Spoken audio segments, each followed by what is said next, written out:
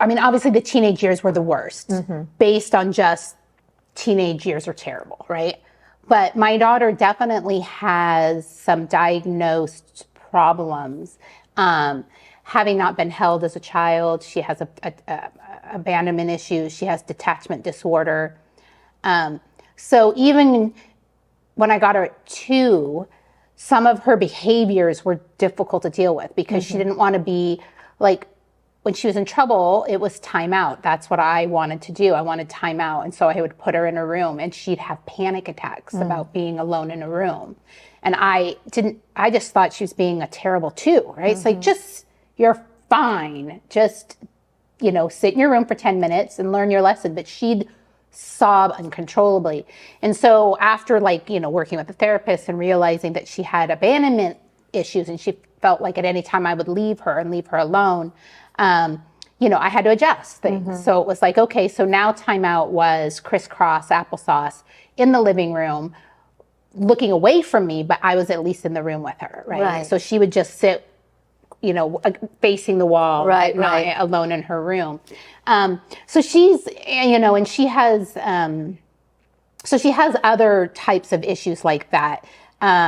She is a people pleaser, again, because she's, I think, afraid of being abandoned. So there were a lot of times, especially, early adolescence where it was difficult for her to find her voice. So because she wanted so desperately to just do what she thought I needed her to do. And she's a completely different child than me.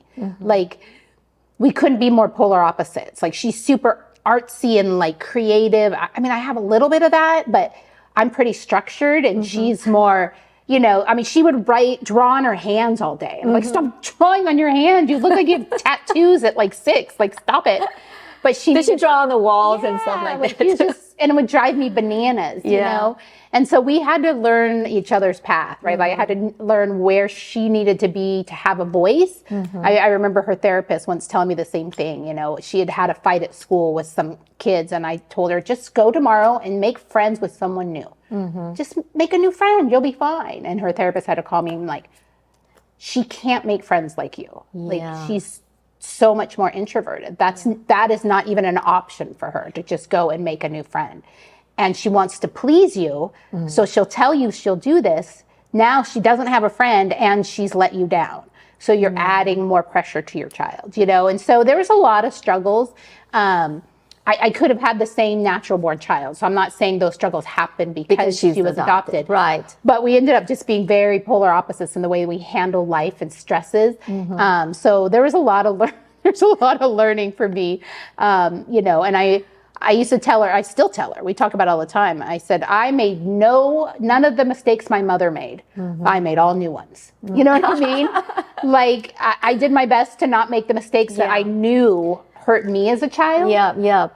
But in not doing those, I made a slew of other mistakes. So, I did the best I could. And she's, at 26, she's pretty appreciative now. Took a while to get there. I think this is the thing. We do the best that we can at the time, but we also tend to still beat ourselves up a bit. When you're talking about your daughter having abandonment issues, she was abandoned by her mom, your sister, but how it affects her, I feel like it's kind of more of a subconscious level, because I know as an adult, even though I don't remember any things that were really bad about my time of being adopted, my mom told me that I was quite stoic. I didn't, cry. I was kind of pretty shy during that time. And I never had any tantrums. I never got upset or stuff like that. And she said that could be just because you're Chinese. And in my mind, I'm thinking it probably was something that my father or my family, my real family, had told me that, maybe, you're going to the United States, you're going to America to have a good opportunity. Don't make us lose face. I don't know what it is. Right. But I think I must have held it in. But as I got older, when you're talking about those type of feelings, because, you get into exploring different modalities about healing or understanding yourself and based on your past and stuff. And, it came out that at one time, not a therapist, but an energy type of healer type of person had mentioned to me that, I probably had some abandonment issues way down deep in my psyche, even though on the surface I wasn't really conscious about it. So because it's in the self-conscious, it kind of sometimes affects your identity issue or your self-worth and things like that. And I thought that was pretty interesting because I did explore that, and hopefully we released a lot of those issues from back then. Like I said, I really honestly didn't remember having anything. Yeah, the body and the mind, especially the mind of a child, has, I believe, like a very strong survival technique, right? And whatever they need to tuck away that's painful, you just tuck away. But as a grown-up, wanting to have a healthy, mature relationship with yourself, sometimes you got to peel back that onion and kind of dig out some of that stuff. I mean, I have, we talked on a previous session, about some of my childhood trauma. It leaves scars, you know what I mean? And as an adult, I think it's important for you to want to identify why, you know what I mean? Maybe you get triggered easily over something and that stems back from being abandoned. You feel scared, you have fears. So I think it's healthy that you're exploring that, from an energy standpoint, therapeutic standpoint. We can all stand, to address the building blocks that make us, right? And make sure that they're all aligned the way they should be aligned so that we have the best base possible. If you were to just think about one thing that really, because of the adoption or because of your relationship with your daughter, that has changed you, would you have share what that is? There's so many little things, right? Like, just being a parent in general, you see the world differently, right? You see the world, as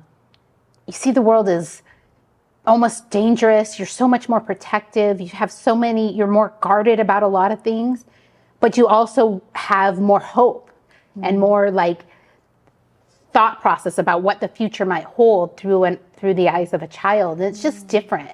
I know for me, having my daughter changed the way I saw my mother, because for me, my mom was just an utter failure, right? And in a lot of ways she was. I don't want to let her off the hook completely. She made some pretty terrible decisions. But being a mom, I realized, it's easy to make a bad decision, right? Like it's easy to. Yeah, once you sit in the, in the seat. Yeah. You can see like, wow, it's not this, this get a book and follow the rules kind of thing. It is so much more than that. So I think it gave me a unique perspective in what it is to love unconditionally. That was the first thing. She's the first thing I had that I loved unconditionally. You know what I mean? I have a brother who I'm very close with. So him and her were pretty much all I had. So it gave me the opportunity to do that. It also gave me an opportunity to realize that even if I make mistakes, as long as I'm doing things with love and it's okay. I remember the job I had at the time when I adopted my daughter. I was the #1 sales rep for this very large company. Anyways, AT&T, if you know it. Anyways, and I was the #1 sales rep in all of California, and I was the rising star, and I was doing all of these amazing things. And I remember talking to my therapist about it, and she's like, you can't balance both perfectly. Like you're going to have to start picking one over the other, because I was working late and not getting home. My daughter was never, not taken care of, but I was relying on a lot of nannies, and I was relying on a lot of outsourcing things that I should have been doing, And she just looked at me one day, my therapist, and she's like, that company would replace you in a heartbeat. Like you're a number to them. That child is not. Like nobody could replace you for that child. And she just encouraged me to get a better balance. And it was at that point that I really started to look at a lot of things.